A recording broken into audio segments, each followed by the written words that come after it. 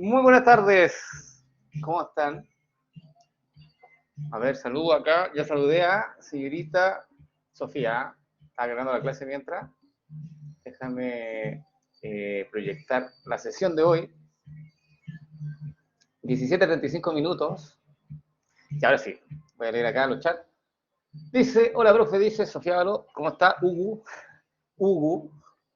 ¿Ok? ¿Qué otaku, no? Bien, y usted, pues soy yo, leyéndome lo mismo. Ya dice con calor, igual, rico el día, ¿cierto? Asco el calor, a algunos les gusta, a otros no les gusta. Bueno, en gusto no hay nada escrito. Somos todos tan heterogéneos que para que nos pongamos de acuerdo en algo va a ser muy, muy difícil. Joaquín dice, pedazo de canción, sí, buena canción, ¿cierto? Como para verano, ¿no? Como para vacaciones de verano, digo yo. Tomás Llévenes dice, yo estoy de Panadol. Ah, está bien entonces, está de pana, ¿no? ¿Sí? Joaquín Marambio dice para fumarse uno bueno. Ok. Joaquín, por favor, cuidado con qué va a hacer. No se vaya a repetir después. Maximiliano dice confirmo. Fake dice Tomás. Hola, profe, dice Tomás. Llévene. Hola, señor Tomás. Los saludo como corresponde. Emma Serpa dice hola, profe. También está Daniela Parra, dice hola. Joaquín dice con sueño, me imagino. A esta hora este módulo es fatal, más encima con calor, más fatal todavía. Hola, profe, dice buenas tardes. Jesús, hola Jesús. Camilo dice hola. Gonzalo Castillo dice buenas tardes, profesor. Buenas tardes, señor Gonzalo. O Gonzalo nomás, nada que señor, porque si no se enojan de repente, si no los tutea, no los tutea, es como que de repente los estudiantes me dicen, profe, me está diciendo viejo, y es como, no, a todos para mí son iguales, pero claro, yo a todos les digo usted, aunque sean menores de edad. ¿Cómo está? Dice Jesús. Bien, tranquilo. Daniela se ríe nomás, Maximiliano se ríe, no sé de qué se ríen, no me acuerdo qué dije, o qué dijeron sus compañeros, que también pueden reírse de ellos. Entonces, chicos, antes de comenzar la clase de hoy, quiero saber su feedback de su impresión de la solemne. Ah, de que me lo leí a mí mismo, sí, pucha, sorry. Perdónenme. Se ríen nomás. Ya, sí soy, dice. Profe, me siento que me fue mal, dice por acá, Trinidad. Qué chistosa la solemne. Bueno, ¿hay salud o no hay salud? Esa es como la pregunta, ¿no? ¿Sí? Ya. Oli, oli. Ya, ¿cuándo doy los puntajes? Probablemente la próxima semana. Cuando, cuando ya todas las personas hayan pasado por la solemne, porque todavía faltan personas que problemas de conectividad van a tener que tomar una solemne equivalente, ¿ya? Eh, y eso va a estar este sábado, quiero tomar esa solemne equivalente. Ya, nuestras secciones no tuvieron problemas de conectividad, sin embargo, hay que esperar que otras secciones sí tomen la solemne equivalente, y por lo tanto, si la toman el sábado, ponte tú el domingo estaría fijando la escala, el lunes podríamos ya el lunes o martes estar hablando de entrega de notas, más que entrega de notas, liberación de puntaje y revisión. Sí. Ya, dice acá, ahora sí va a leer los chats, dice que chistosa las solemnes, ¿cuándo nos dará los puntajes? Ahí le digo cómo estaba, ya. O alguien dice, nunca ha habido salud. Ya, qué exagerado. Josefina Navia dice, dentro de todo normal, pero hubo una pregunta que considero que le faltó contexto para entender la cabalidad. Mira, Josefina Navia, pues será. Después vamos a tener nuestro tiempo para poder reflexionar acerca de las preguntas y obviamente hay una pregunta porque había un banco, ¿cierto? Había una pregunta que conversamos con los profesores que ahí podría estar, pero quiero tener feedback con ustedes para ver si efectivamente qué podemos hacer con esa pregunta. ¿Sí? A lo mejor es la misma, no lo sé, pero con los profesores ya conversamos de una pregunta que fue como que hay que darle una vuelta, digamos. Sofía Valo dice, opino igual que Josefina, ¿ok? En mi caso hubo una pregunta que le faltó contexto, ya, no sé si era la misma. Puede ser, puede que sí, puede que no, ahí tenemos que revisarlo. Josefina Navia dice, esa que decía, ¿cuál es la diferencia entre la estructura tarde superior que se mencionan? Ah, y no se mencionó ninguna, respondí prácticamente con conocimientos propios. Tendríamos que ver la pregunta, Josefina, en el contexto, porque ¿cuál es la diferencia entre las estructuras de orden superior que se mencionan? Me saqué foto. Mal hecho, pues, Josefina, eso no se hace.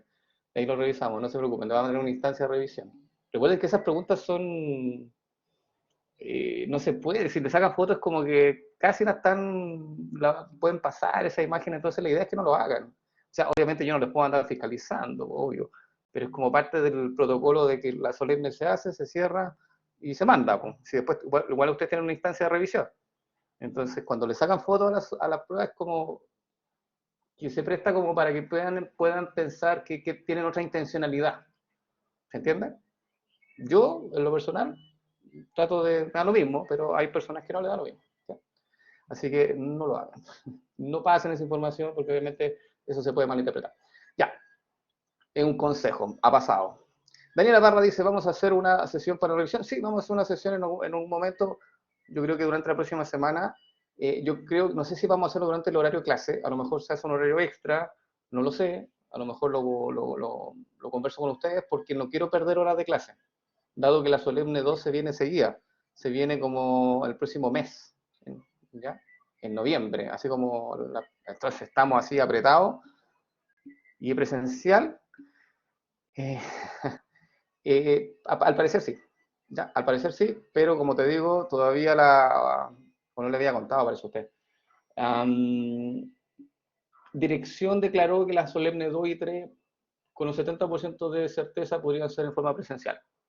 Pero eso implica hacer todas las gestiones de conseguir sala, el aforo máximo respetarlo, tener personas que cuiden en la sala, porque yo no me puedo repartir, ¿cierto? Si tengo 3 salas y más encima yo no tengo esta pura sección, tengo 2 secciones más, o sea, tengo 3 secciones y cada una tiene 70 estudiantes promedio, 3 por 7, 21, 210 estudiantes y eso dividido por 3, 3 por 7, 21, serían 7 salas aproximadamente. Entonces necesito 6 personas para que cuiden las distintas salas, solamente para mis secciones. Eso en la práctica no sé si se puede dar, por eso lo están evaluando. ¿Ya? Recuerde que mis 3 secciones no son las únicas que van a tomar la prueba. Existen aproximadamente más de 17 secciones que están en Santiago. Entonces, la cantidad de salas hay que ver si calza. Jesús dice aquí, ya nos dijeron que la de biomolecular 2 y 3 son presenciales. Sí, claro, pero la biomolecular no la toman todos los estudiantes del área de la salud. ¿Ya? O sea, ¿a qué me refiero? Bioquímica es una asignatura de tipo masiva en donde la toman 9 carreras. Entre ellos, medicina, obstetricia, medicina veterinaria, tecnología médica, nutrición y dietética, enfermería, y me faltan bachillerato en ciencia, y me falta otra carrera, que probablemente ahí me voy a acordar, odontología, y me falta otra. Entonces son 9 carreras las que están tomando esta asignatura y yo coordino todas esas asignaturas y por lo tanto la cantidad de estudiantes que rinden la solemne acá en Santiago de Chile deben ser aproximadamente 900, 950 o incluso 1000 estudiantes en un día. Entonces imagínate, ¿dónde meto 1000 estudiantes en distintas salas? Tengo que tener una sala, todo eso bien organizado y por lo tanto eso lo organiza dirección. ¿Ya? Y yo les pago la distribución nomás. ¿Son poquitos? Sí, son poquitos. Imagínense hacer todas las estadísticas de todas esas carreras. Y yo la hago, toda esa estadística de todas las carreras, cómo les va y todo a nivel nacional, no solamente en Santiago, 900 estudiantes en Santiago, más o menos 1000 estudiantes en Concepción, 400 estudiantes en Patagonia y aproximadamente 150 estudiantes en Valdivia. Todo eso suma aproximadamente más de 2.700, 2.800 estudiantes. Así que eso, y yo eso lo manejo y tengo que hacer el análisis de todo eso cuando salgan los resultados. ¿Ok? Dice acá, sí, profe, dice acá, no se estrese. No, no me estoy estresando. Sí, ya lo he hecho estos 3 años, así que la verdad es más de lo mismo, no me estresa. Al principio sí. Estamos de pana online, dice acá. Ah, claro. Oye, ¿cómo estuvo con la caída de redes sociales? Siguen estando difíciles online, dice así que no se estrese, ya mejor online, nos sigue costando online, sí, profe, online nomás, místico, dice Daniela, Tomás Llene, dice, profe, y el nivel de dificultad igual baja presencial, ¿no? Buena pregunta, Tomás.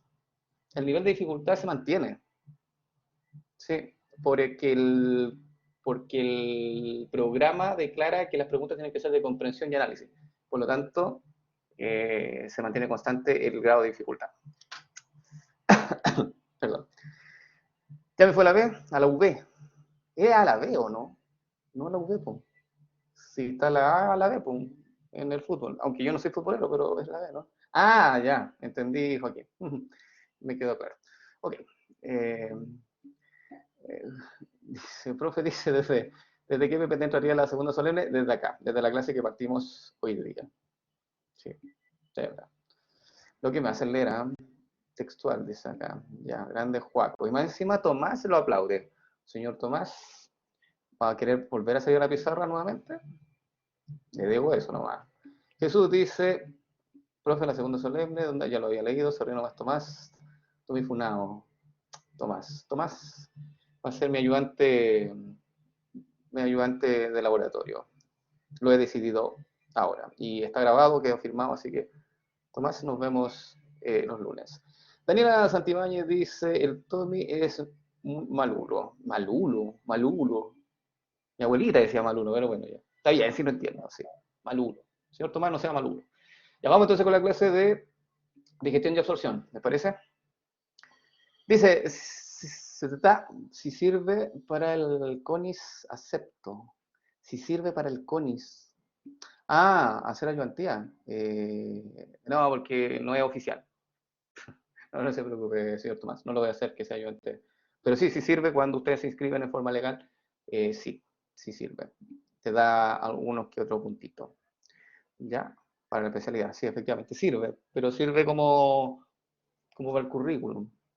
Camilo Busto dice, sí, démosle en la clase, jaja, si no, no atrasamos. Efectivamente, ya.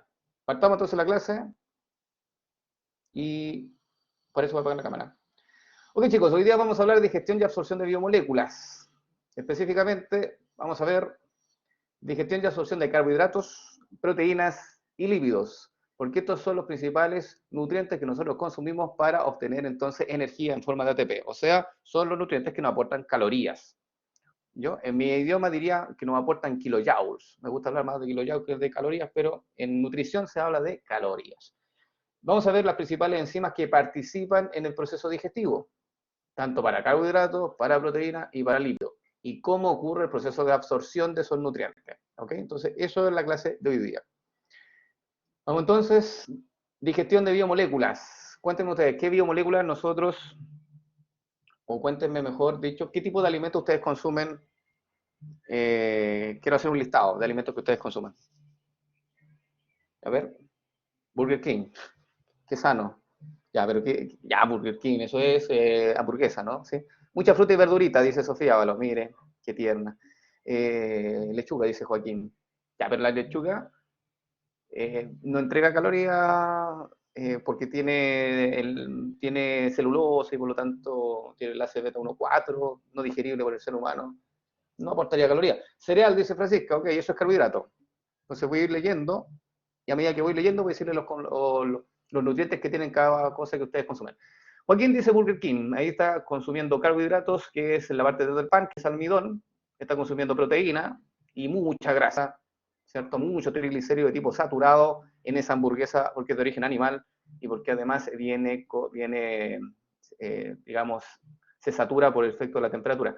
Sofía Valo dice mucha fruta y verdurita, ahí tiene sacarosa, en la fruta, ¿ya? Recuerda que la sacarosa es la unión de glucosa más fructosa, que es un disacárido, y verdurita, bueno, la verdurita ahí depende del tipo de verdura, es el tipo de nutriente que le aporte. Muchas vitaminas, muchos minerales, sí está aportando ahí Sofía Valo. Juan Gallego dice, energética la avena, ya eso es puro carbohidrato, simple, es pura sacarosa, es pura azúcar de mesa, revuelta con agua, y gas.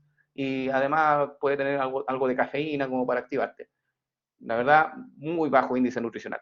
O sea, tiene altas calorías, pero índice nutricional, así como vitaminas, minerales, lo complementan, no es un buen alimento como para consumirlo todos los días. Joaquín Marambio dice lechuga. Ya hablamos de la lechuga, ¿cierto? Enlace beta 1,4, no digerible, porque no tenemos la celulasa y por lo tanto no sirve como fibra dietética. Francisca Rodríguez dice cereal, perfecto, ahí tiene carbohidrato, depende del tipo de cereal, puede ser uno que sea que tenga más fibra y otro que tenga menos fibra. Ya también los que son de fibra ayudan al tránsito lento, o sea, regulan el tráfico intestinal. ¿Sí? Sofía dice, proteína. Ya, ¿qué tipo de proteína? Yogurt, por ejemplo. Tomás. Yogurt tiene lactosa, que es un tipo de carbohidrato, ya, formada por glucosa más galactosa, y además el yogur tiene también un porcentaje no menor de proteína. Proteínas de la leche, que es la caseína. ¿Ya? La caseína es la proteína que entonces que se obtiene a nivel de la leche, generalmente leche de vaca, en la que se consume, y entonces sí tiene proteína y obviamente depende del yogur el porcentaje de grasa que puede tener, porque la leche también tiene grasa. Joaquín dice pan, el pan es puro carbohidrato, puro almidón. Hay pan que es integral, hay pan blanco, hay distintos tipos de panes, pero la característica de que los carbohidratos que tiene es almidón. Gonzalo Castillo dice carbohidratos, ya perfecto, carbohidratos, como cuáles, papas, por ejemplo, ¿cierto? Tallarines, arroz, entre otros, los tubérculos en general. Emma Virginia dice las papitas, muy bien, ahí tenemos otro carbohidrato. Lentejas, dice Magdalena, lentejas tiene alto porcentaje de proteína, así que bien, y fibra en la parte de arriba de la piel. Y Maximiliano Reyes dice soya, también tiene alta proteína la soya. Ojo que hay proteínas como de alto valor biológico y proteínas que no tanto valor biológico, ¿eh? Y eso tiene que ver con el porcentaje de aminoácidos que contiene. Se cree que la proteína que tiene mayor valor biológico son de origen animal, como por ejemplo el huevo y la carne, ¿ya? Porque las proteínas de origen vegetal, como lo que están contenidos en la soya, lenteja y qué sé yo, poroto y otros tipos de legumbres, son buenas proteínas, sin embargo no tienen todos los aminoácidos que tu cuerpo necesita. Por eso hay que complementar con otros tipos de alimentos para justamente suplementar de aquellos aminoácidos que te faltan, ¿ya? Pollo, tofu, dice acá también, tofu. Sofía, la dieta Sofía que tiene así es como muy, para mí es muy distinta a la mía, digamos. Yanina dice pollo, perfecto, la sopaipilla, el pollo tiene alta proteína, también tiene grasa. La sopaipilla de aceite, ya eso es puro triglicérido saturado y un poco de carbohidrato por el asunto del zapallo, ¿no? Oye, Maramio dice, la naturaleza se equivocó, debería haber hecho con mal sabor las cosas de bajo contenido nutricional. Puede ser, ¿ah? ¿Eh? Puede ser. Mira, no lo había pensado así, pero que, bueno, hay intervención del hombre también, porque son alimentos de tipo procesados. Nicolás Ábalos dice, la B12 o no. ¿A qué se refiere con la B12, la vitamina B12, Nicolás Ábalos? No sé. Trinidad de Rol dice seitán. Ah, no sé lo que es el seitán. Ahí me mató. Seitán. No, no sé. Veganita dice, pues. Veganita dice Sofía, pues seitán es puro carbohidrato. Ya le voy a creer. No lo sé. Nicolás dice, con suplemento cuando no se come carne. Perfecto, sí, es una forma de suplementarse. Obviamente no abusar de los suplementos. Es mejor consumir alimentos de origen no procesado. ¿Ya? Los suplementos vienen procesados y por lo tanto la absorción es rápida y el cuerpo muchas veces puede reaccionar, sobre reaccionar frente a algunos tipos de suplementos y generar algunas reacciones alérgicas. ¿Ya? Aunque están bien, digamos, analizados por la FDA, siempre puede haber, digamos, un problemita de una persona que le dé alergia. ¿Ya? Gluten, por ejemplo. Gluten es una proteína que a muchas personas les puede dar alergia al gluten, ¿ya? Los celíacos. Sofía Valo dice, se hace de harina de trigo y como puro gluten. Cuidado con el exceso de gluten también, Sofía. Proteína es buena, pero cuidado con el exceso. De repente hay gente que puede pasar, con el exceso puede transformarse eh, en intolerante al gluten. Ya. Ok, entonces, por lo tanto, con todos esos alimentos que usted acaba de mencionar, yo les dije los tipos de nutrientes que contienen en su interior. Y eso es lo que nosotros tenemos que analizar ahora. ¿Cómo es posible que esos nutrientes puedan llegar al interior de mi cuerpo? ¿Cómo los digiero? ¿Y cómo se absorben a nivel del intestino? Porque ahí ocurre la absorción, a nivel intestinal. ¿Ya?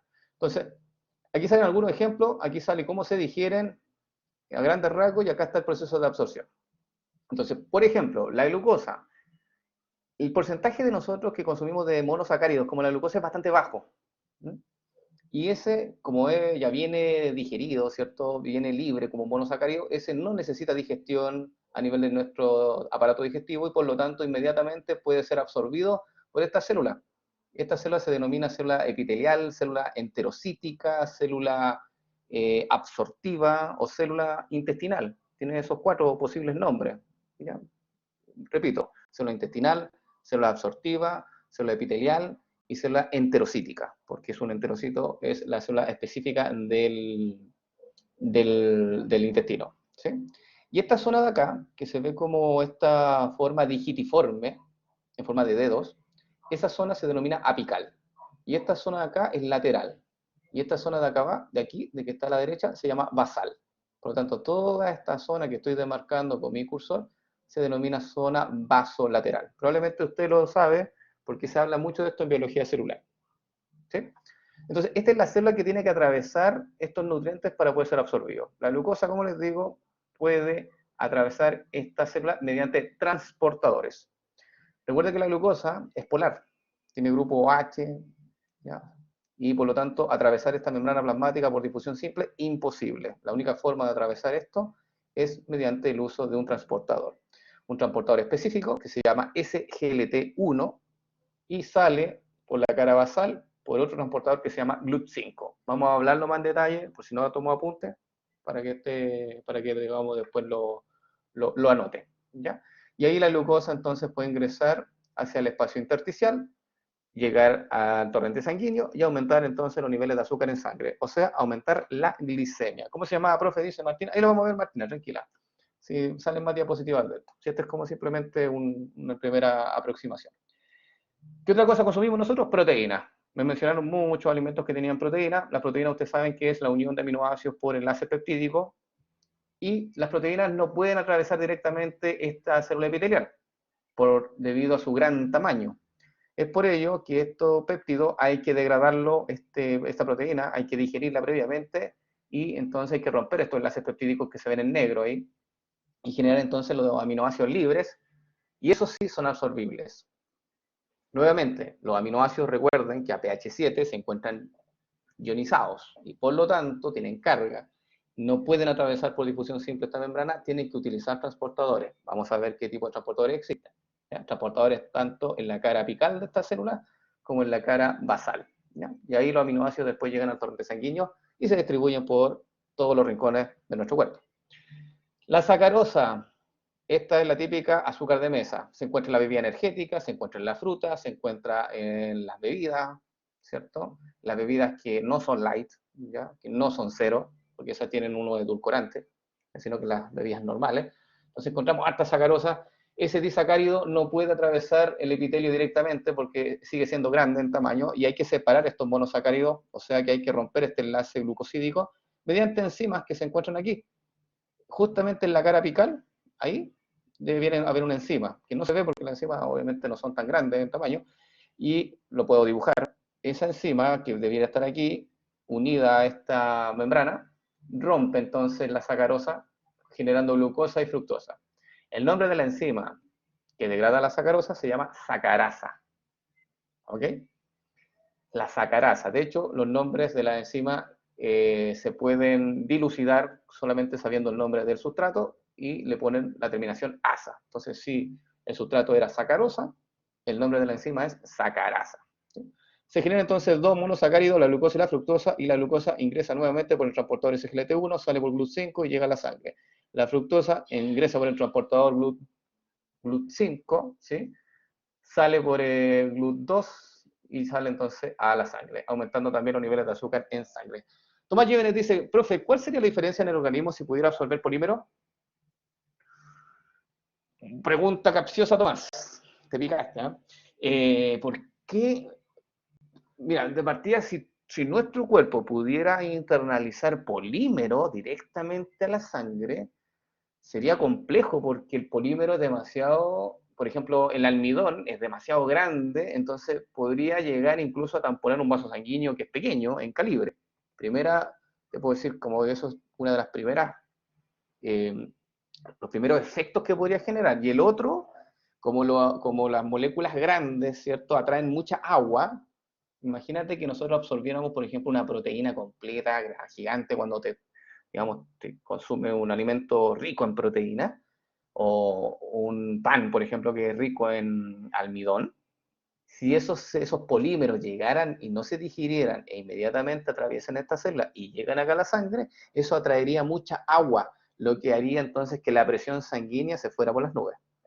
¿Sí? Demasiado rápido, o sea, comes y te aumenta la presión así heavy. Entonces, la naturaleza hizo esto sabio, los digiere previamente para que vayan ingresando en forma paulatina, ordenada, ¿cierto? Ahí aumentan los niveles de azúcar en sangre o los niveles de aminoácidos y después se vayan utilizando, estos van ingresando a las células rápidamente para después bajar entonces el índice glicémico. ¿Sí? Bien, Tomás, pregunta capciosa, ¿eh? Pero bien. Existe otro tipo de hidrólisis, otro tipo de digestión en algunos péptidos, que son péptidos pequeños, por ejemplo, de 3 aminoácidos, 2 aminoácidos, los cuales pueden ingresar a la célula enterocítica, a esta célula absortiva, pero dentro de la célula se degradan mediante un proceso de hidrólisis. O sea, se rompen estos enlaces peptídicos, pero dentro de la célula. El porcentaje de péptidos que hacen este tipo de entrada son bastante bajos en porcentaje. ¿Mm? Ya por eso que la hidrólisis interna o la hidrólisis intracelular no se habla mucho de eso en clases de nutrición, por ejemplo. Generalmente es bastante poco los péptidos que pueden lograr hacer eso. Y finalmente los aminoácidos después pasan a la sangre, aumentando entonces los niveles de aminoácidos en ese tejido. Después vienen las grasas, como por ejemplo los triglicéridos. Una de las principales grasas que nosotros consumimos es esta, que es la unión de un glicerol con tres ácidos grasos, mediante están estos ácidos grasos unidos por enlace éster, y obviamente nuevamente tenemos que hacer el rompimiento de estos triglicéridos mediante lipasas, que rompen el enlace éster, liberan el glicerol, liberan los tres ácidos grasos libres, y estos sí pueden volver, o estos pueden ingresar por esta zona enterocítica mediante el primero, el glicerol lo hace por transportador. El glicerol tiene el grupo H, es polar, por lo tanto tiene que hacerlo por un transportador, si no, no entra. Mientras que los ácidos grasos, como son apolares, porque tienen una cola polihidrocarbonada bastante apolar o hidrofóbica, estos ácidos grasos pueden ingresar sin ningún problema por difusión simple. ¿Qué ocurre en el interior de la célula? Se vuelven a esterificar para volver a formar el triglicérido. Y los triglicéridos, y aquí nos sale en esta imagen, los triglicéridos después se juntan con más triglicéridos, con más fosfolípidos, con otro tipo de proteínas, perdón, con otro tipo de lípidos, como por ejemplo fosfolípidos, colesterol, triglicéridos, colesterol esterificado, y se les suman unas proteínas, las proteínas APO, y se forma entonces una lipoproteína denominada kilomicrón. ¿Se acuerdan del kilomicrón? ¿Sí? ¿No?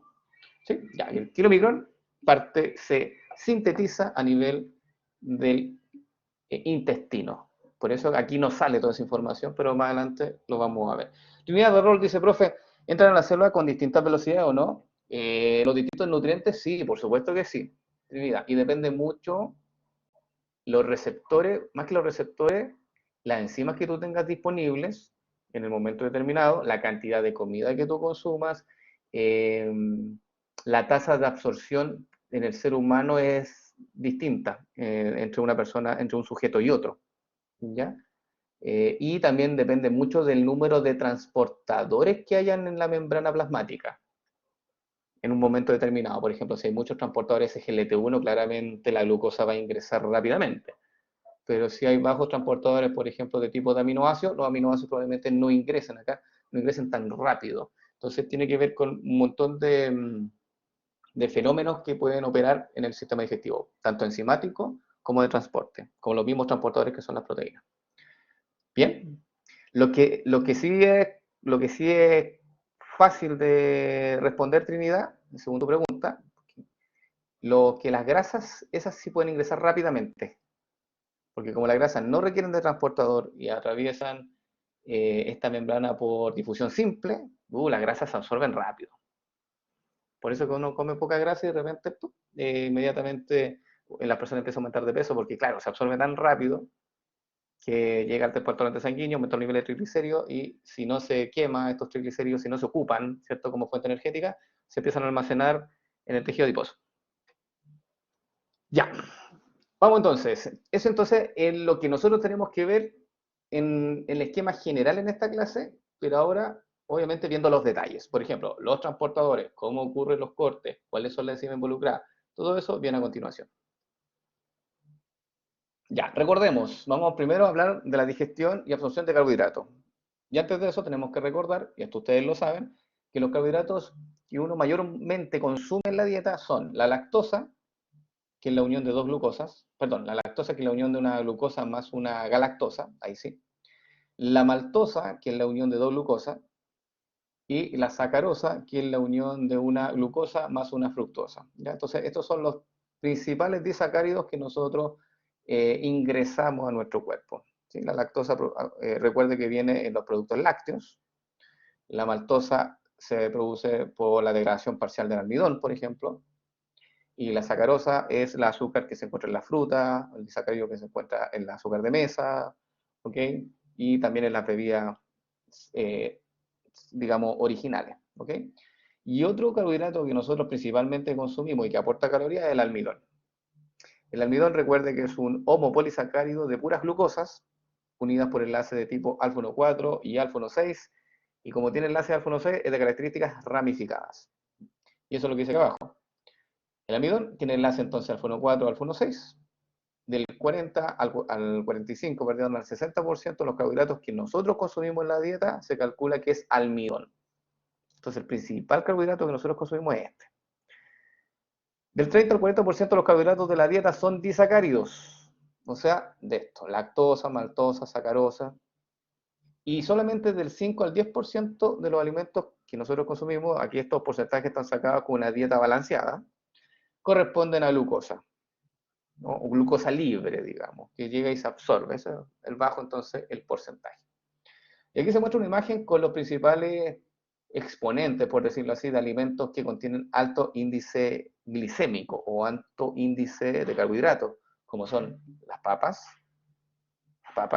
papitas, dice ahí, los plátanos, ¿ya? Por eso que generalmente algunos deportistas después de entrenar consumen un plátano. Una, por el potasio, para que no sufran calambre, y dos, por la cantidad de carbohidratos que aporta, porque así inmediatamente regula los niveles de azúcar en sangre en el caso de tener una hipoglicemia. La avena también tiene altos niveles de carbohidratos, por ejemplo, almidón, y también tiene fibra, porque tiene celulosa y por lo tanto te sirve para regularizar y para mantener limpio el tracto digestivo. El pan, este pan que aparece acá me parece que debe ser como integral, ¿ya? Pero igual tiene porcentajes de almidón que es absorbible. Los fideos, ¿cierto? Las pastas, me encantan las pastas, ¿sí? Y esto no sé lo que es, no alcanzo a divisarlo. Parece que es arroz, ¿no? ¿Sí, Gonzalo Castillo? Ay, Gonzalo tenía. Debe ser un arroz, pero con algo, con cositas y no sé qué esas cositas. Ya, no es arroz blanco, parece. Entonces, efectivamente, acá tenemos distintos cereales, distintos tipos de frutas que tienen alto índice glicémico. ¿Ya? Arroz integral, ya, le voy a creer, señor Gonzalo. Yo no estoy acostumbrado a consumir arroz integral. Entonces, ¿dónde parte el proceso de digestión de los carbohidratos? Parte en la boca. En la boca existe una glándula que se llama glándula salival, que secreta una enzima que se denomina amilasa. Amilasa salival le pusieron, porque existen dos tipos de amilasa. La amilasa salival, que opera a nivel bucal, y la amilasa pancreática, que opera a nivel intestinal. Entonces, por eso le ponen el apellido amilasa salival y amilasa pancreática, ya, para poder diferenciarla. ¿Ok? ¿Qué hace la amilasa salival? Degrada el almidón que nosotros consumimos. Por ejemplo, todas aquellas masas, todo aquello que tenga harina, ya sea integral o no integral, tiene un porcentaje de almidón.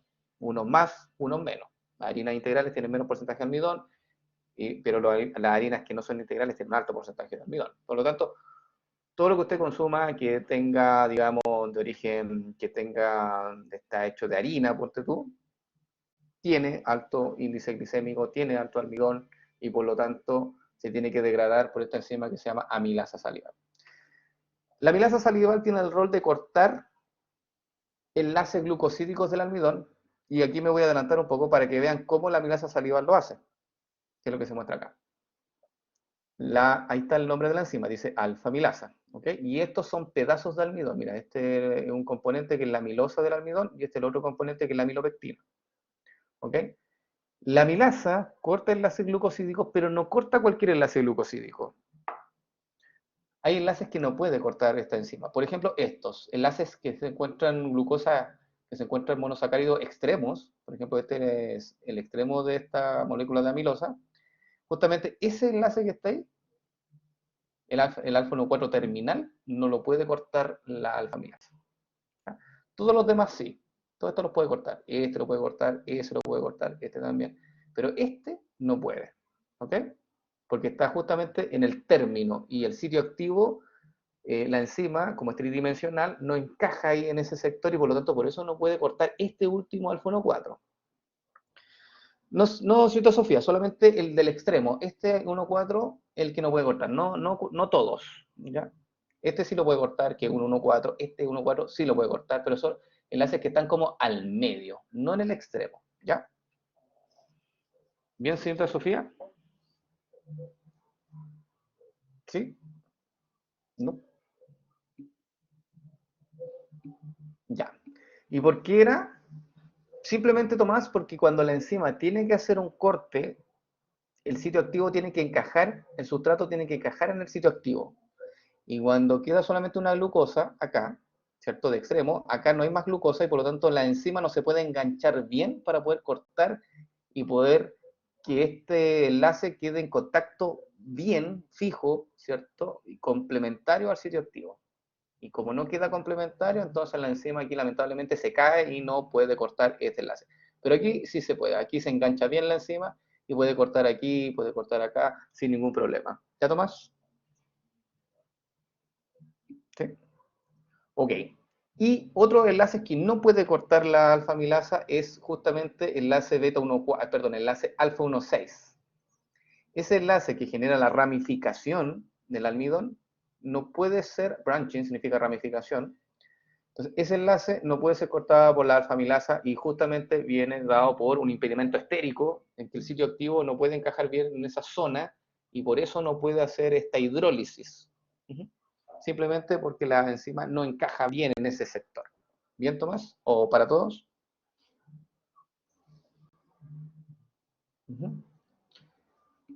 ¿Sí?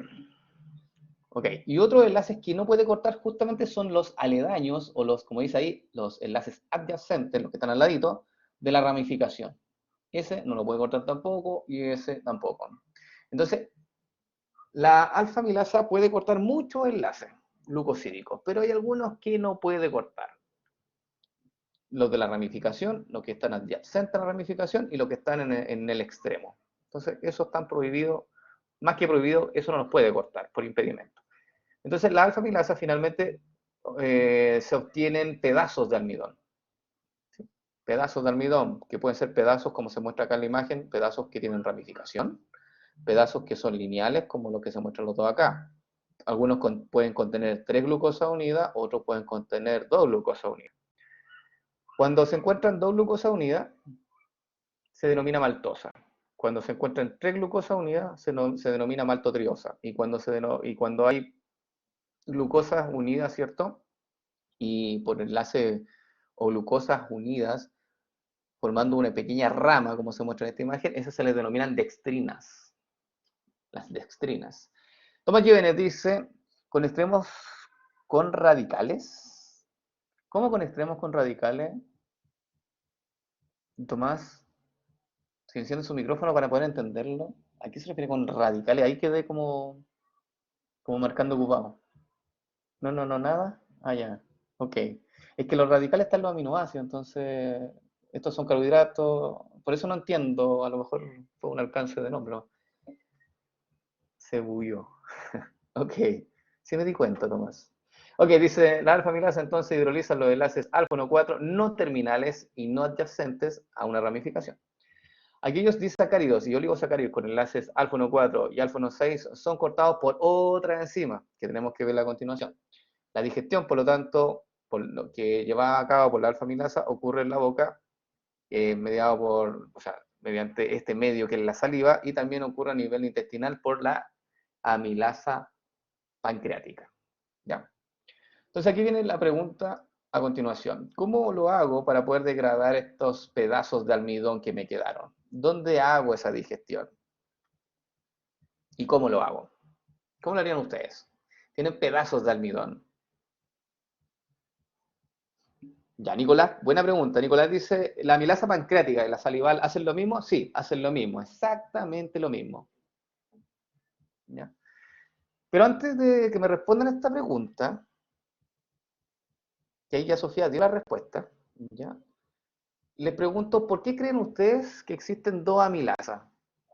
Si hacen lo mismo, ¿por qué existe una amilasa salival que opera en la boca y por qué existe una amilasa pancreática que opera en el intestino? Sabiendo que nuestro cuerpo es súper eficiente, ¿cierto? Trata de no hacer más de lo que se necesita. ¿Por qué? ¿Por el pH? No, no es por el pH. Por si acaso, dice ahí, ¿alguien dijo por si acaso? Por si acaso dice Trinidad Roderol. No es tan mala su respuesta, ¿ya? No, no está tan alejada de la realidad. Pregunta, ¿para minorar el tiempo de digestión? Ya puede ser, porque la estructura de la enzima para encajar bien ¿Porque absorbe monómero? No, no porque absorbe monómero. ¿Ah? Pregunta, ¿usted cree que todo el almidón que usted consume y lo deja en su boca se va a degradar con la alfa-amilasa? ¿Cree usted eso? ¿Ya? ¿Usted es de las personas que come y traga o es una persona de que mastica bien el alimento y después traga? ¿De qué tipo de persona es usted? ¿De esa persona que cuando tiene hambre come así? ¿O esa persona que disfruta, se demora 30 segundos en tener la boca con comida, ¿cierto? Degluta, o sea, mastica bien, hace el proceso mecánico correctamente y después degluta. Esa es la forma correcta de comer. ¿Sí? 30 segundos, el alimento en la boca, comer, no hablar mientras uno come, para que la enzima funcione. Pero obviamente el cuerpo es sabio, sabe que la alfa-amilasa que se encuentra en la boca no alcanza a romper todo el almidón. ¿Ya?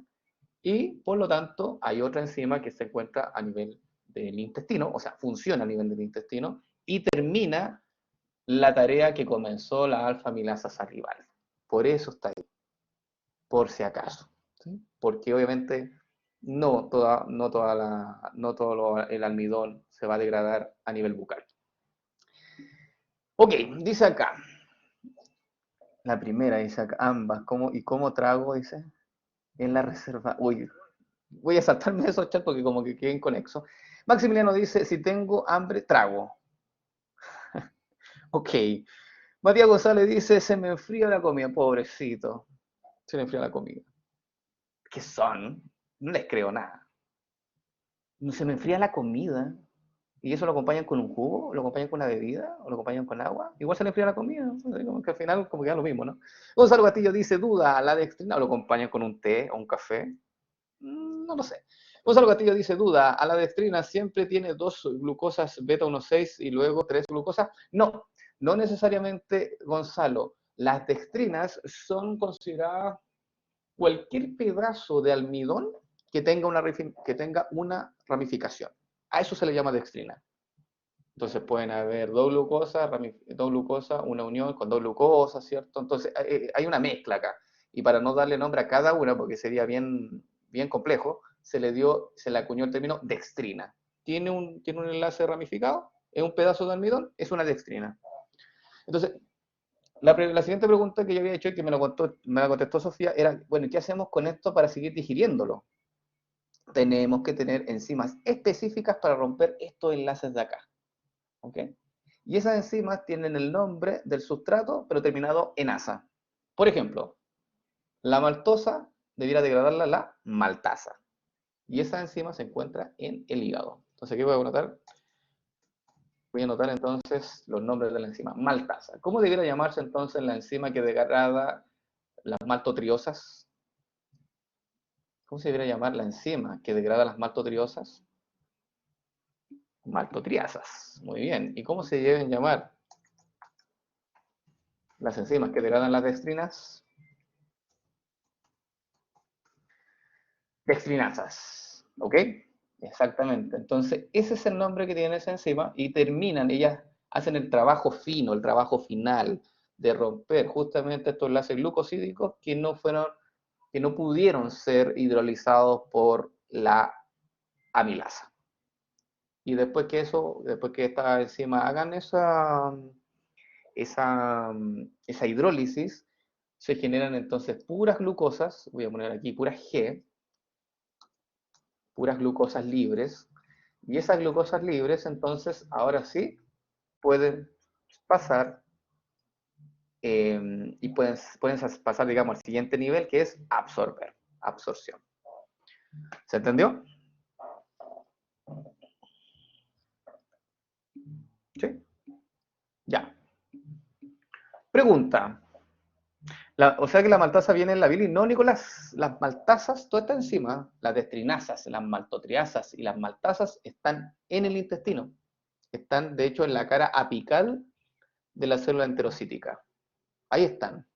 En el estómago no hay de estos tipos, ninguno de estos tipos de enzimas están en el estómago. Perdón, claro, tampoco están en la bilis. Ahí sí, no están en la vesícula biliar. Estos están en el intestino en sí. Están ancladas, de hecho, a la membrana plasmática del intestino. ¿Ya, Nicolás? Y eso se muestra una imagen más adelante de eso. ¿Vamos bien, chicos? Sí. Aquí está la imagen entonces que Nicolás preguntó. Mira, aquí dice lactosa, que es un tipo de azúcar que se encuentra en los lácteos. Nosotros sabemos que la lactosa es un disacárido formado por glucosa más galactosa. Este disacárido no puede atravesar esta célula enterocítica, esa es una membrana plasmática, ¿ya? Y este es el citoplasma de la célula enterocítica, o sea, la célula del intestino, ¿ya? Y la idea es que estos monosacáridos pueden ser absorbidos, pero antes de que estos monosacáridos puedan ser absorbidos, hay que digerir previamente la lactosa. Y justamente aquí hay una enzima, eso es la enzima, que está anclada a la membrana, que se llama lactasa. La lactasa entonces es la enzima que degrada la lactosa, o sea, rompe el enlace glucosídico y libera estos monosacáridos, los cuales después pueden ingresar al interior de la célula mediante un transportador que aquí está, que es una proteína, que se encuentra, que atraviesa la membrana, ¿cierto?, de extremo a extremo, y ese transportador se denomina SGLT1. ¿Okay? Entonces, este transportador SGLT1 toma la glucosa y la hace ingresar. Y toma también la galactosa por separado y la hace ingresar. Y ese ingreso de estos dos monosacáridos por separado, obviamente, lo hacen mediante el uso de sodio, o sea, un cotransporte de sodio. ¿Qué significa esto? Si quiero ingresar una glucosa al interior de la célula intestinal, tomo la glucosa, tomo sodio y hago ingresar entonces el sodio y hago ingresar también la glucosa. ¿Ya? Y ese tipo de transporte se denomina transporte activo secundario, que aparece aquí abajo. ¿Cómo funciona? Mira, aquí está la glucosa, ahí está la galactosa, ahí está el transportador SGLT1. ¿Okay? Y la glucosa, entonces, para poder ingresar al interior de esta célula, necesita de este transportador, pero además necesita de dos sodios que puedan ingresar. Porque los sodios ingresan a favor de un gradiente de concentración, pero la glucosa no. La glucosa lo hace en contra, porque aquí dentro de la célula hay altos niveles de glucosa. Entonces la glucosa ingresa en contra de un gradiente, el sodio lo hace a favor, y después la glucosa puede salir a favor de un gradiente de concentración. Como está altamente concentrada aquí en el citoplasma, después para salir a la zona basal, lo hace sin ningún problema y ahí utiliza un transportador que se llama GLUT2 nomás. Entonces aquí la pregunta es, bueno, ¿y cómo mantengo yo las concentraciones bajas de sodio al interior de esta célula para que el sodio siga ingresando a favor de un gradiente? ¿Cómo lo hago? Con las bombas, efectivamente. Y existe una bomba de sodio-potasio que mantiene bajo los niveles de sodio porque el sodio lo manda hacia el espacio extracelular o espacio intersticial, como dice ahí, e ingresa a 2 potasio. Entonces, estas células se especializan de mantener bajo los niveles de sodio en el interior, lo que entonces ayuda a que el sodio que está en la parte luminal, en el lumen del intestino, ingrese a favor de un gradiente. Y con ello entonces la glucosa puede ingresar por arrastre. Dice, es como el hotel de Condorito. Uy, no sé cuál es esa, Gonzalo. El hotel de Condorito. Salen dos y entran tres.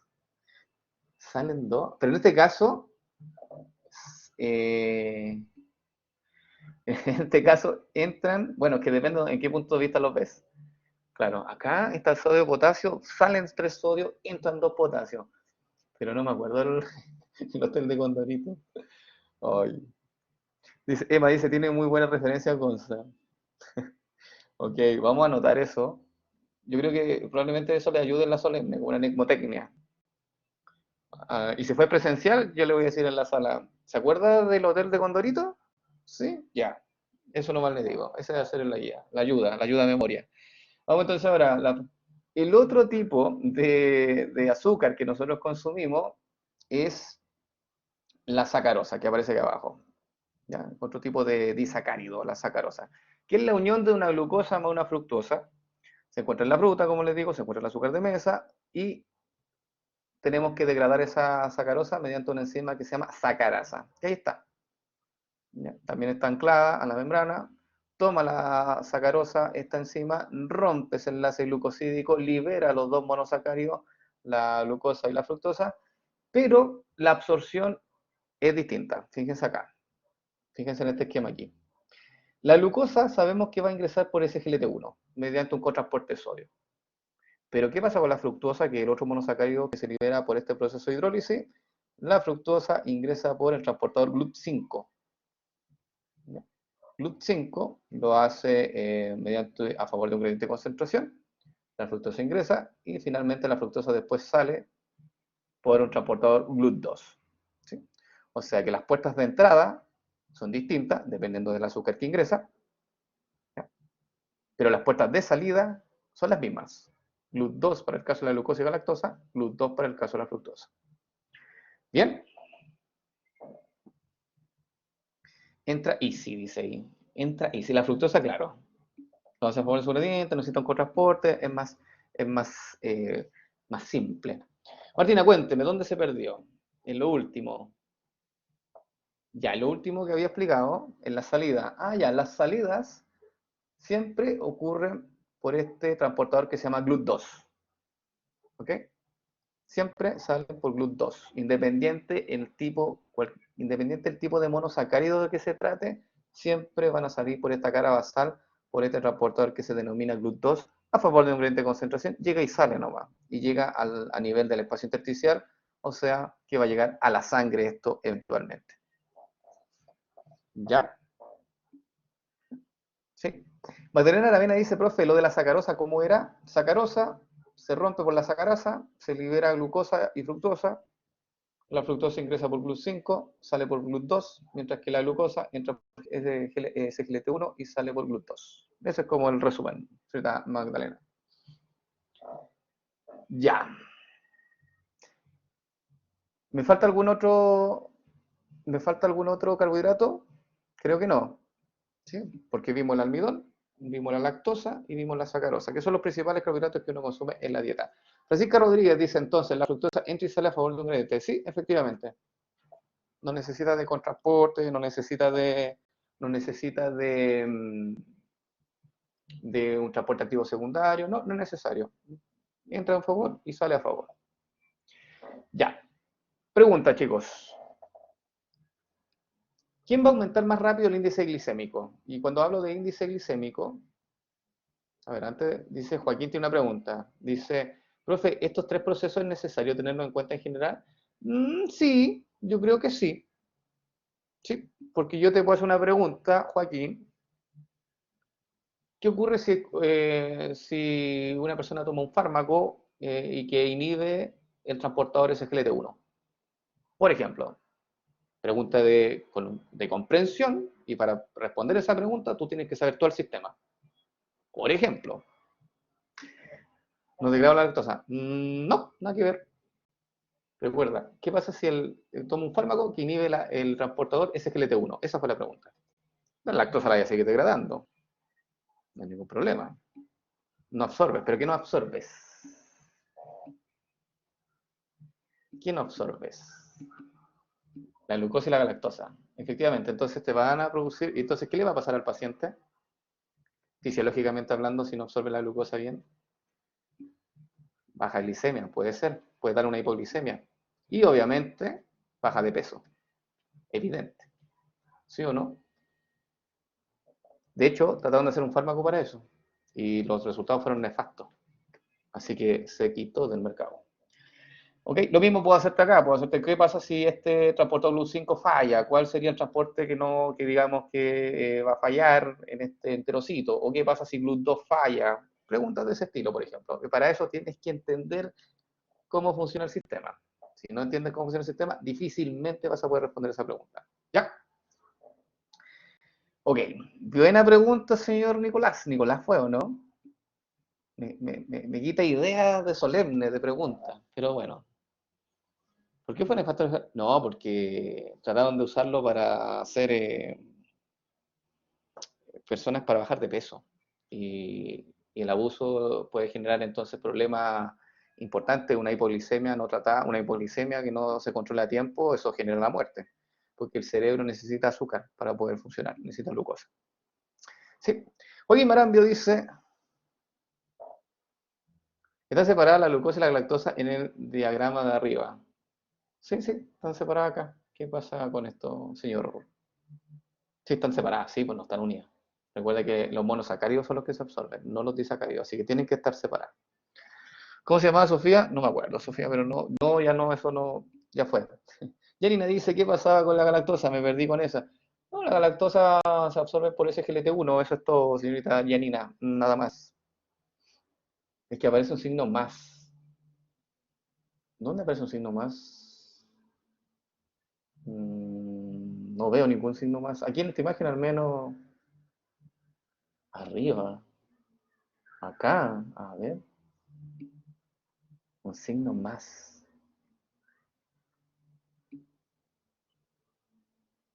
Profe, ¿dónde estaba la milasa?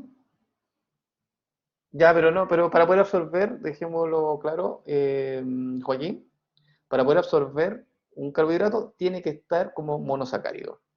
¿Ya? No puede estar unido, tiene que estar como monosacárido. ¿Ya? Ok, dice acá, y la salida de la lactosa, aquí está, por GLUT2. Todos los monosacáridos salen por GLUT2, ya sea la fructosa, la galactosa o la glucosa. ¿Ok? Dice acá, profe, ¿dónde estaba la milasa? Buena pregunta, Nicolás. La milasa es una enzima que la secreta el páncreas, en este caso, y se encuentra en el lumen del intestino, acá.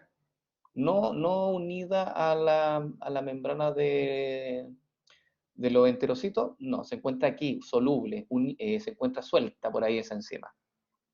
Buena pregunta, señor Nicolás, porque eso yo no lo había dicho. Ya. Así que la amilasa la secreta el páncreas y como es soluble, puede entonces encontrarse en el lumen y ahí empieza a degradar los pedazos, degrada el almidón que no alcanzó a ser degradado y genera entonces los pedazos que finalmente las enzimas específicas se encargan de terminar la digestión. María González dice, si la fructosa entra a favor sobre el diente, sale en contra. No, no, entra a favor y sale a favor. ¿Ya? ¿Y la amilasa se van en las heces? Buena pregunta, Nicolás. La amilasa, mira, las enzimas digestivas en general, muchas de ellas operan, ¿cierto? Rompen los enlaces glucosídicos, pero las enzimas, las amilasas, como son de origen proteico, también existen algunas proteasas, pero en el caso del intestino tenemos la quimiotripsina y la tripsina que pueden romper las amilasas y obviamente pueden reciclarse y pueden absorberse los aminoácidos. ¿Ya? Entonces, como son proteínas, esas enzimas también eventualmente, un porcentaje de esas enzimas pueden ser degradadas a nivel intestinal y pueden aprovecharse entonces los productos de degradación y absorberse. Pero sí existe siempre un porcentaje que también se elimina. ¿Sí? Y también del alimento. No todo el alimento que uno consume se absorbe. Hay algunos que se eliminan un gran porcentaje dependiendo obviamente de la tasa metabólica de la persona. Hay personas que desechan más y personas que desechan menos, ¿cierto? ¿Vamos bien?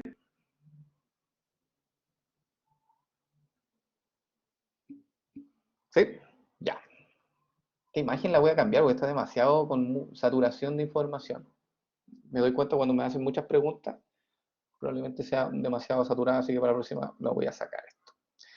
Vamos a la intolerancia a la lactosa, que es un tipo de afección, ya que algunas personas tienen y se puede presentar a edades tempranas, como también se puede presentar a edades un poco más tardías, ¿cierto? Hay personas que generalmente pueden desarrollar una intolerancia a la lactosa producto de un estrés, producto de un trauma, ¿ya? Así que esto, nadie está libre, digamos, de tener este problema, esta afección, que no es una enfermedad propiamente tal declarada, pero genera molestias, ¿cierto? Y obviamente un deterioro en la calidad de vida de una persona y por lo tanto hay estrategias como poder controlar esta intolerancia a la lactosa. ¿Alguien de acá en clase tiene o sabe lo que es la intolerancia a la lactosa o sufre o tiene personas, amigos, qué sé yo, que tienen este problema? ¿Sí? ¿No? Tomás dice que sí, que conoce, Francisca también. Ya, Josefina es porfiada, dice yo, pero igual consumo. Consume lácteo, ya, pero ojo, que puede ser Josefina, porque todavía no se declara 100% la intolerancia. Ojo con esto. Ya. Entonces, primero voy a explicar cómo es la digestión de la lactosa en una persona normal. Muy simple. Recuerda que la lactosa es un disacárido formado por galactosa y glucosa, que cuando este disacárido ingresa al tracto digestivo, específicamente en el intestino, se va a encontrar con la lactasa, que es una enzima que nuestro cuerpo debiera producir, ¿ya? Y se genera entonces el rompimiento del enlace glucosídico, se libera la glucosa, se libera la galactosa, y ya sabemos que esos monosacáridos son absorbibles, ingresan por SGLT1, salen por GLUT2 y llegan a la sangre y aumentan los niveles de azúcar en sangre. ¿Ok? Y por lo tanto, eso es un tipo de digestión de la lactosa normal. Ese es el escenario normal de una persona. Pero tenemos este problema de intolerancia a la lactosa que se cree que más o menos afecta a casi al 50% de la población, o sea, no es menor este fenómeno, donde la lactosa, lamentablemente, hay algunas personas que no producen lactasa, perdón, o producen muy poca, ¿ya? Dependiendo, obviamente, la cantidad que produzca, son la sintomatología que va a tener. Si la persona produce poca lactasa, probablemente degrade poca lactosa y los efectos no sean tan, los síntomas, digamos, no sean tan agudos. Pero si la persona no produce lactasa, que ya su genética, la célula esta enterocítica, ya no expresan el gen de la lactasa y por lo tanto no se produce la enzima, en ese caso la lactosa se acumula aquí en el intestino, en el lumen intestinal. Y como la lactosa tiene grupos funcionales a alcohol, atrae agua y por lo tanto se produce un arrastre de agua por osmosis y el intestino se llena de agua, lo que genera una distinción abdominal y uno dice, hoy estoy reteniendo líquido y de repente es como acumulación de agua a nivel intestinal por producto que la lactosa está trayendo esa agua. Y después esa lactosa, como nosotros también tenemos en el intestino bacterias que hacen fermentación, esa lactosa entonces la toman estas bacterias y la hacen fermentar. ¿Y qué producen con esa fermentación? Gases y liberación de ácidos, lo que genera entonces muchas veces dolores a nivel gastrointestinal, mucha hinchazón, diarrea en algunos casos, ¿cierto? Y una distinción abdominal dolorosa. ¿Ya? Entonces, probablemente a las personas que tengan una baja tasa de lactasa, de producción de lactasa, no le afecte tanto, pero personas que no producen lactasa, ahí la sintomatología es más aguda. Ya, María Ongaro dice, me perdí con lo último. ¿En qué se perdió? Magdalena Aravena dice, ¿qué hacen las bacterias con la lactosa? La fermentan. ¿Se acuerdan del operón LAC? ¿Le hablaron del operón LAC en biología celular? ¿Sí? Ya. Las bacterias tienen un sistema de operones, en la cual entonces dejan ingresar, en biomol, sí, dejan ingresar entonces la lactosa y entonces se activa todo esto del operón, lo que lleva entonces que esta lactosa pueda ser utilizada como combustible. Pero como las bacterias no tienen mitocondria, no hacen respiración celular, hacen fermentación justamente con esta lactosa, lo que genera entonces la liberación de muchos gases y que obviamente produce una distinción, ¿cierto?, en los órganos internos y eso es doloroso, porque de hecho existen muchas terminaciones nerviosas a nivel intestino, ¿ya? Y que captan entonces las señales y mandan entonces esas señales al sistema nervioso central. ¿Vamos bien? ¿Cómo llegamos a las bacterias? No, las bacterias, María Ongaro, las bacterias se encuentran ahí en el intestino, se llama flora intestinal, ¿sí? Y ahí hay bacterias, es normal tener bacterias.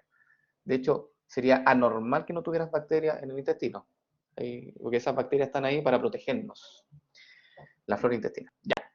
Bien, chicos. Joaquín Marambio dice, ¿cómo le dicen a uno cuando chico uno tiene bichito en el intestino? Ah, sí, eso decía Joaquín. A mí cuando pequeño me decían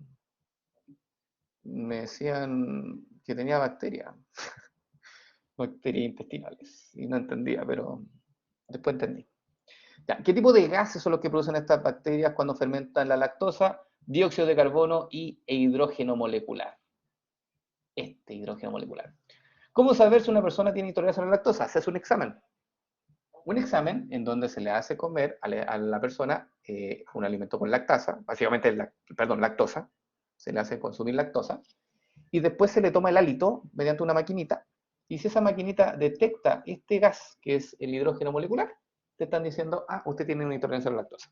Así que es fácil hacerse un examen para saber si una persona es intolerante o no es intolerante. ¿Ok? Obviamente la sintomatología a veces es evidente, pero es súper simple, o sea, eso sí que tienes que hacerte el examen. ¿Ok?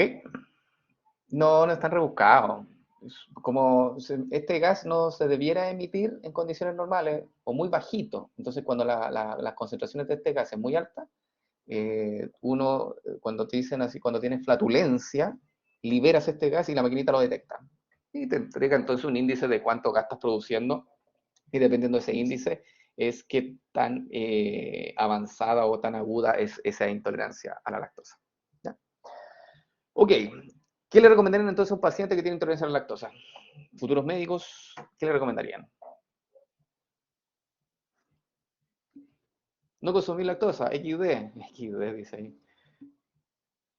Sofía lo dice, tomar lactasa, no tomar lactosa, las pastillas de lactasa, evitar el consumo, darle lactasa, no ingerir lactosa, jajaja, lactasa y no consuma o compre lactasa en pastillas. Mira, me gustó la respuesta de Josefina, porque dice aquí, o que se puede vivir con ello, que se aguante. Ya, esa respuesta como que no es tan profesional, así como, si no, aguántate, así como, ya. Joaquín dice, llorar porque fregaste con tomar leche, bebidas vegetales, ya, y se pusieron, ya, ok, se pusieron ya creativos, diría yo. De partida, ¿por qué me gustó la respuesta de Josefina Navia? Por lo siguiente, porque de partida tú tienes que preguntarle al paciente sus hábitos. Si el paciente es como una persona que la verdad no tiene tanto tiempo para andar fijándose en los alimentos que consume o no consume, lo más probable es que ahí tú le dices, ¿sabe qué? Usted tiene dos posibilidades. O toma lactasa, ¿cierto? Que es la enzima, 30 minutos antes de cada comida, si usted no se preocupa de su alimentación y come, digamos, cualquier cosa de alimento que le guste, y no quiere andar preocupado, si usted es de esas personas, le recomiendo esto. Pero si usted es de las personas que se cuida en la dieta y ve el índice nutricional y ve las cantidades y es súper preocupado y súper ordenado, así como una persona, hay personas que son así, en ese caso entonces la recomendación es trate de no consumir alimentos que contengan lactosa. Entonces le dejan las dos posibilidades y obviamente dependiendo de los hábitos de la persona es el cual se va a adaptar mejor a sus necesidades. Bien, siempre vean las opciones, chicos. No digan una cosa nomás. Siempre el paciente déle opciones. Les gustan los pacientes eso. Que el médico les dé opciones y diga, oh, tengo otras posibilidades. Trinidad de Rol dice, pero si ahora hay 1000 alternativas vegetales. Sí, pero yo las desconozco, Trinidad. Las desconozco. Además que en el mercado, ojo, ya aquí vamos a salir un poco, yo he ido hacia Walmart, ¿cierto? Al Jumbo, y tienen como un sector así como bien pro, ¿ya? De alimentos así como y los precios no son tan caros, pero siguen siendo más caros que un alimento, por ejemplo, con lactosa, ¿ya? El delta, existe un delta, entonces también tienes que barajar eso en el tipo de paciente que tienes. No todos tienen el mismo poder adquisitivo. Por lo tanto, ahí hay un dato no menor. Ya no todos pueden mantener un tipo de dieta. ¿Ya? Hay gente incluso que vive con lo justo y canasta así, entonces, ojo con eso, hay que tener barajarlo. ¿Ya? No todos tienen la posibilidad de consumir los alimentos a destajo y comprarlo todo lo que quieran. ¿Sí? Así, yo hago esas comparaciones de curioso nomás, porque la verdad consumo de todo. ¿Sí? Ya, las leches vegetales son más caras, si no las haces tú, pero parece que tenés conocimiento, Sofía. El conocimiento es poder. Yo no sé hacer esas cosas, así que yo estaría perdido. Joaquín dice el acceso también, efectivamente. Joaquín dice, pero requiere más tiempo hacerla. También el tiempo es otro factor. Joaquín dice, así como en distancia, así que queda lejos el lugar para comprar. Exactamente, hay un montón de factores que nosotros desconocemos y por lo tanto es difícil emitir cuál es lo mejor para una persona porque tenemos que vivir su escenario, su nicho, ¿sí? Y eso es complejo. Entonces, darle mejor alternativas. Y él que vea, según sus condiciones, cuál es el que se adapta mejor a sus necesidades. Y así, todos felices. Esa es mi recomendación, no es una regla. ¿Vamos con las proteínas? ¿Sí? Vamos con las proteínas. Además que las condiciones cambian también. Otra cosa también. Sí, vamos con la proteína. Ya, alimentos que tengan alto índice proteico, cuéntenme. Alimentos que tengan alto índice proteico. Ya. El pollo, porque las carnes en general, ¿cierto? El huevo, muy bien. Ya. La clara de huevo, las lentejas, perfecto. Ya. ¿Han escuchado el término que se utiliza mucho en nutrición que es eh, valor biológico? ¿Sí? Índice de valor biológico en proteínas. ¿Sí? ¿No? Ya. No el porcentaje de proteína, sino que el valor biológico de proteína generalmente se aplica esa terminología para decirte aquellos alimentos que tienen mayor cantidad de aminoácidos. ¿Ya? Recuerden que los aminoácidos que son importantes para la síntesis proteica son 20, pero existen más de 300 aminoácidos en la naturaleza. ¿Ya? Y hay aminoácidos que son esenciales en la dieta. O sea que hay aminoácidos que tú tienes que consumirlo sí o sí, todos los días. ¿Okay? Porque tu cuerpo finalmente no los produce. Entonces, aquellos alimentos que tengan un gran porcentaje y que cubran toda la gama de aminoácidos, esos alimentos se dicen que tienen un alto valor biológico, proteína de alto valor biológico, porque claramente tú los consumes y ahí estás aportando a tu cuerpo todos los aminoácidos que tu cuerpo necesita, todos. Generalmente, los alimentos que tienen un alto valor biológico son las carnes, son los alimentos de origen animal, como las carnes, el pescado, ¿cierto? El pollo, ellos son de alto valor biológico en términos de proteína, porque tienen casi todos los aminoácidos. Entonces, las personas que consumen alimentos, que no consuman, por ejemplo, alimentos de origen animal y que consuman alimentos solamente de origen vegetal, tienen unas desventajas, porque claro, existen alimentos que tienen alta proteína, por ejemplo, las lentejas, ¿cierto? Los porotos, la soya, pero el porcentaje no es para todos los aminoácidos igual. Entonces, algunos alimentos tienen mayor porcentaje de cierto tipo de aminoácidos, en desmedro de otro. Entonces, esas personas justamente tienen que ir buscando las combinaciones de alimentos de origen vegetal para poder aportar toda la gama de aminoácidos a su cuerpo. ¿Ya? Y eso no es menor hacer ese trabajo. Igual se necesita tener conocimientos para poder llevar cuáles son los alimentos, entonces, cuáles son los que tienen estos aminoácidos, cuáles tienen estos aminoácidos, con tal de cubrir todas las necesidades de tu cuerpo diarias. Brian Garo dice, valor biológico, entonces se hace referencia a la ingesta de nutrientes esenciales. Claro, valor biológico, por eso se dice proteína de alto valor biológico. Significa que es una proteína que contiene la gran mayoría de los, o casi todos los aminoácidos que tu cuerpo necesita. ¿Ya? Y no se concentra más en uno ni en otro, sino que están todos. Mientras que las proteínas de bajo valor biológico son proteínas que tienen aminoácidos, pero que tienen proteínas digamos, con algunos aminoácidos que están mucho más representados que otros. Y entonces hay unos que están en bajo porcentaje y otros que están en altos porcentajes. Entonces, claro, los que están en bajo porcentaje tienes que complementarlo con otro tipo de proteína, con otro tipo de alimento. Suplementarlo. Joaquín Marambio dice, profe, ¿es lo mismo asimilar aminoácidos de origen animal que de origen vegetal en sentido de los esenciales? Si ese aminoácido ya está libre, así como aminoácido es lo mismo. Pero si nosotros hablamos en términos de proteína, cuando tú tienes que digerir una proteína de origen animal versus digerir una proteína de origen vegetal, ahí cambian las condiciones. La digestión es diferente. Se cree que la digestión de las proteínas de origen animal es más rápida y por lo tanto la generación de aminoácidos se libera más rápido y por lo tanto ingresa más rápido al torrente sanguíneo. Y que la de origen vegetal es un poco más lenta. Ya, pero eso es términos de discusión, ahí hay un montón de datos que depende del tipo de proteína. Yo ahí no me quiero meter porque obviamente eso ya tiene que ver con nutrición. Vamos entonces con qué pasa con las proteínas de la dieta. Dice acá, la digestión de las proteínas que nosotros consumimos se inicia en el estómago, no en la boca, en el estómago. Y por eso aparece el estómago acá dibujado. Gracias a la secreción de ácido clorhídrico, o también denominada HCl, y una enzima que se secreta en forma inactiva primero, que se denomina pepsinógeno, y que cuando se activa, este pepsinógeno, posteriormente cuando se activa, se llama pepsina. Por eso aquí dice pepsinógeno, posteriormente pepsina. ¿Saben ustedes cuáles son las células responsables de la secreción de ácido clorhídrico a nivel del estómago? Las células parietales, muy bien. Exactamente. Entonces, acá, fíjate, sale un zoom, ¿ya? De un pedazo de estómago nomás y que tiene un montón de células, entre ellas las células que producen moco, ¿cierto? Las que recubren la pared del estómago. Tenemos también las células parietales, que efectivamente son las células que producen el ácido clorhídrico, bajan el pH estomacal, también se produce el factor intrínseco de secreción. También tenemos otros tipos de células como estas células que secretan histamina. Tenemos células Schiff, que son las células principales. Estas células Schiff, que son las encargadas de secretar el pepsinógeno, que es el simógeno inactivo.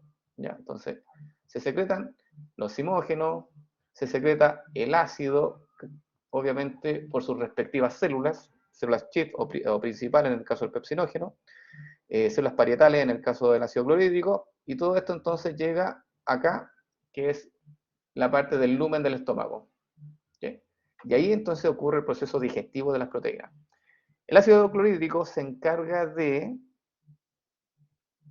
dice acá Josefina Navia, dice, se activa al momento de entrar al estómago. Efectivamente, el pepsinógeno se secreta por las células principales. Y cuando llega acá, a nivel del lumen del estómago, el pH ácido hace que se active el pepsinógeno a pepsina. Entonces se combina ahí el pH ácido, ahí se secreta entonces el pepsinógeno y el ácido clorhídrico, y llegan acá, y ahí se activa entonces este pepsinógeno y comienza a poder degradar entonces las proteínas de la dieta. Bien.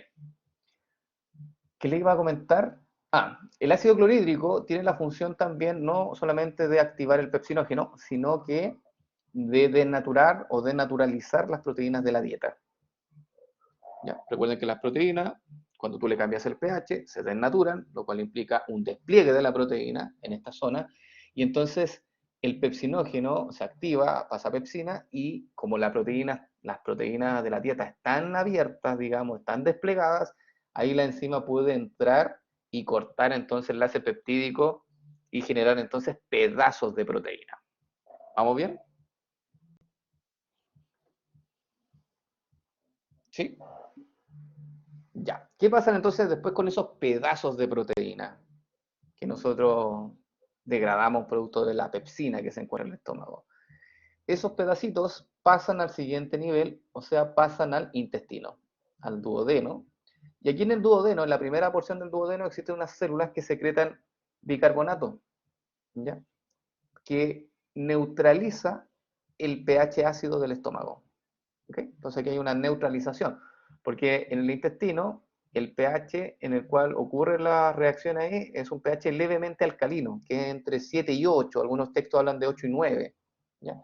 Y ahí continúa entonces el proceso digestivo, donde existen otros tipos de enzimas que vamos a ver a continuación. ¿Tienen preguntas con el estómago? ¿Sí? ¿No? Ok.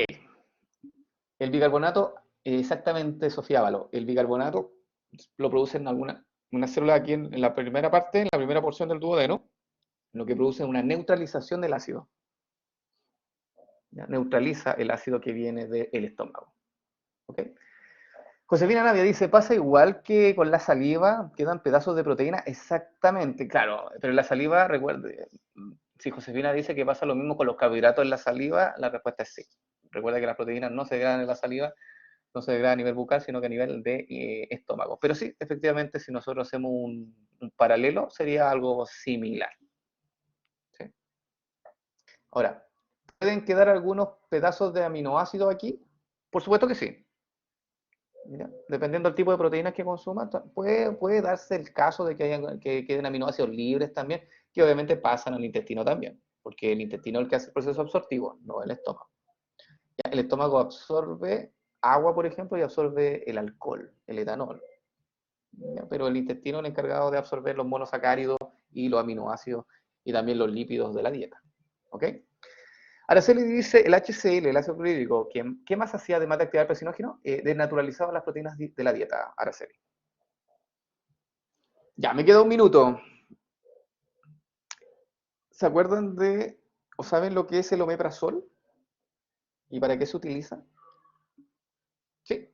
Ya, ¿alguien me puede decir más o menos para qué lo utilizan, el omeprazol? Que es un fármaco a todo esto. Sí. Ya regula el estómago, neutraliza el pH. ¡Wow! ¿Neutraliza el pH realmente? El que neutraliza un pH, por ejemplo, una sal de fruta, ¿sí? Un antiácido, y se neutraliza pH. Pero el omeprazol lo que hace, dice acá, es un recubridor gástrico, ya, indirectamente, Javiera. Eso que recubre el estómago se hace en forma indirecta. Coloquialmente dice, crea una capa para no producir acidez, creo. Ya, eso es coloquialmente, correcto. Gonzalo dice, Castillo, inactiva la salida de protones. Efectivamente, ahí está la respuesta. El omeprazol se utiliza mucho, ¿les conté del omeprazol yo antes o no? ¿De una historia? ¿No? Ya. Cortito. En la universidad, cuando yo estaba hace muchos años atrás, años pretéritos, y nosotros sabíamos que íbamos a una fiesta, a un carrete de esos, de esos heavy, ¿cierto? Nosotros nos tomábamos con un amigo que llevaba entonces algunos fármacos, nos tomamos una patita de omeprazol, ¿ya? ¿Sí? Nos tomamos una patita de omeprazol. ¿Para qué? Para lo siguiente. Nosotros no sabíamos cómo actuaba el omeprazol en ese entonces, después nos dimos cuenta.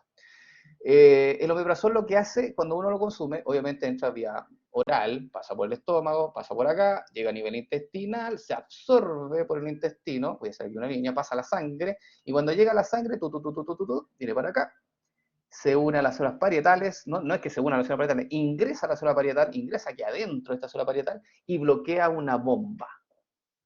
Una bomba que es necesaria para la secreción de ácido clorhídrico. Por lo tanto, lo que hace el omeprazol finalmente es bloquear la producción de ácido clorhídrico y que llegue ácido clorhídrico al nivel estomacal.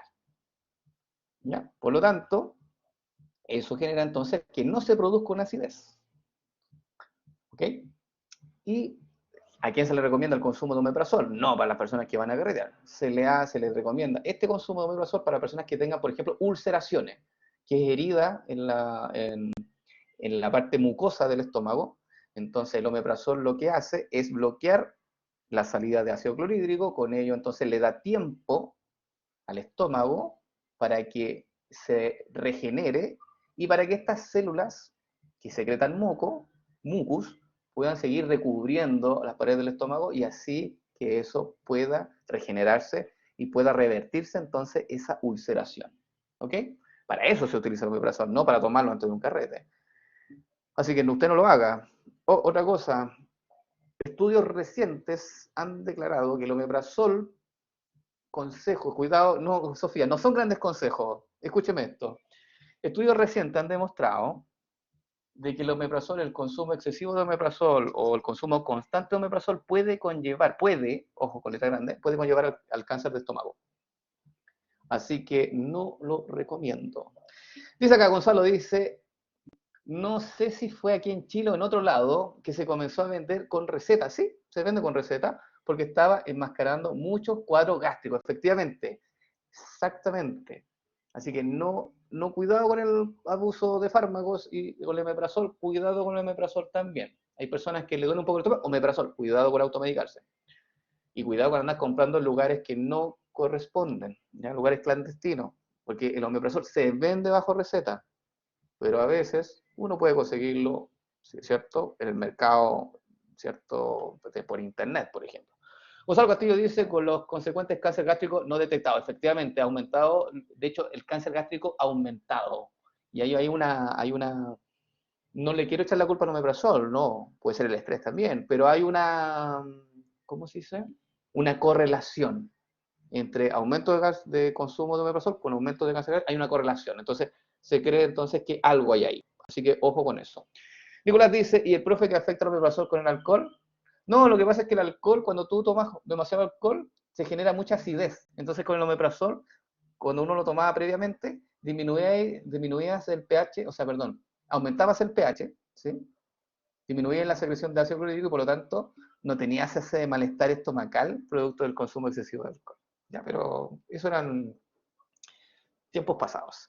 Dice como el Mentix. Al Mentix también se utiliza harto, es como la droga para mantenerte mentalizado, ¿cierto? Concentrado y estudiar toda la noche. Sí, me acuerdo del Mentix. Es re fácil conseguirlo tránsfugo, ¿sí? El Mentix estaba de moda ahí en la U donde yo estudié. Gonzalo Castillo dice, el lansoprazol también inhibe la bomba de protones. También, efectivamente. Es otra variante del omeprazol. Hacen lo mismo. Yanina Raquel dice, profe, el pantoprazol cumple la misma. Sí, efectivamente. Tienen moléculas que tienen pequeñas diferencias, pero el mecanismo más o menos es similar. ¿Ya? Bueno, obviamente hay que leer el data sheet, ¿cierto?, de los fármacos. ¿Sí? Nicolás dice, ¿quitaba la caña? No sé si quitaba la caña, Nicolás, pero lo que sí hacía es que podías resistir más y no te dolía el estómago. Eso era lo bueno. Pero el otro día podía estar deshidratado como camello, pero no sé, no sé. Ya. Estamos pasados, chicos, son las 19 horas, mira, que se pasó rápido el tiempo. Quedamos entonces hasta la diapo 10. Seguimos mañana. Cuídense, que estén bien. Y eso. No sé si alguien tiene alguna pregunta. Chao, señorita Ábalos, chao, señorita Daniela, Tomás, Camila, Maximiliano, Andrés, Daniela, Francisca, Emma, Catalina, Constanza. Profe, una consulta, ¿se va a liberar un módulo esta semana? Poco probable, señorita Catalina, porque si libera un módulo nos atrasamos y probablemente tengamos que recuperarlo. Entonces es como, lo encuentro como contraproducente, ¿no? Pero si al final del semestre nos quedan tiempo, se los libero todos esos módulos. ¿Ya? Señorita Araceli, señor Nicolás, señorita Salén, Javiera, Jesús, Joaquín. Joaquín, ¿tiene una pregunta? Dice, profe. Buenas tardes, señor Gonzalo. Buenas tardes. Chao, señor Jesús. Y dice, Joaquín dice, ¿el viernes hay clases tránsfuga presencial? No, no, mira, el viernes tengo que hacer laboratorio y como es corto el laboratorio, yo creo que alcanzo a volver a mi hogar. Así que yo creo que la clase va a ser desde acá, o sea, va a ser online, ¿ya? Para que, si es que lo puede, digamos, transmitir al resto, que sea online, ¿ya? Y cualquier cosa, cualquier cambio lo aviso con anticipación en todo caso. Ya, Josefina, que esté bien. Chao, señor Joaquín. Ya, muchas gracias. Cuídense y que tengan un buen término de día miércoles. Chao, chao.